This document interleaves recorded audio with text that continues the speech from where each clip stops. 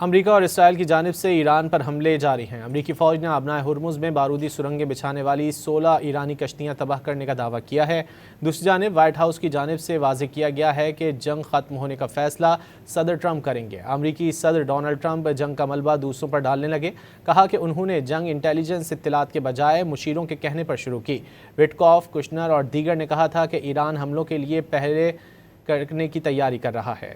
آبنائے ہرمز میں ایران کی بارودی سرنگیں بچھانے والی 16 کشتیاں تباہ کر دی گئیں۔ سینٹ کام کے مطابق 10 مارچ کو ایرانی بحریہ کے جہازوں کو نشانہ بنایا گیا، جن میں 16 بارودی سرنگوں والی کشتیاں بھی شامل تھیں۔ ادھر امریکی صدر ڈونلڈ ٹرمپ نے آبنائے ہرمز میں بارودی سرنگیں بچھانے کی کوشش پر مزید کارروائیوں کا اعلان کر دیا۔ دھمکی دی کہ اگر آبنائے ہرمز میں بارودی سرنگیں بچھائی گئی ہیں تو فوراً ہٹا دی جائیں، ورنہ ایران کو سخت نتائج بھگتنا ہوں گے۔ ٹرمپ نے مزید کہا کہ امریکہ وہی ٹیکنالوجی اور میزائل صلاحیت استعمال کر رہا ہے جو منشیات اسمگلروں کے خلاف استعمال کی گئی تھی۔ ٹرمپ نے یہ بھی کہا کہ اگر ہم حملہ نہ کرتے تو ہم پر حملہ ہو جاتا، اسی لیے ہم نے کارروائی کی۔ The situation was very quickly approaching the point of no return, and the United States found it intolerable, in my opinion, based on what Steve and Jared and Pete and others were telling me, Marco so involved,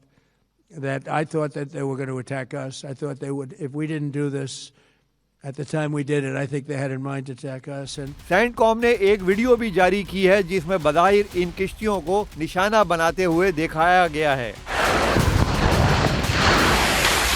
ایک طرف جہاں امریکی صدر جنگ ختم کرنے کا اشارہ دے رہے ہیں تو دوسری طرف وائٹ ہاؤس نے کہا ہے کہ امریکہ ایران کے جوہری پروگرام کا انفراسٹرکچر ختم کرنے کی جانب بڑھ رہا ہے۔ ترجمان وائٹ ہاؤس کیرولین لیوٹ نے کہا کہ ایران جنگ تبھی ختم ہوگی جب ٹرمپ انتظامیہ کو لگے گا کہ سارے اہداف حاصل کیے جا چکے۔ یہ بھی کہا کہ جنگ کی وجہ سے تیل کا بحران عارضی ہے۔ The president and the U.S. military's initial timeline was about 4 to 6 weeks to achieve the full objectives of Operation Epic Fury. Again, to destroy their missiles and their ability to make them, destroy their navy, permanently deny them nuclear weapons forever, and to, of course, weaken their evil terrorist proxies in the region. Ultimately, the operations will end when the commander-in-chief determines the military objectives have been met, fully realized, and that Iran is in a position of complete and unconditional surrender.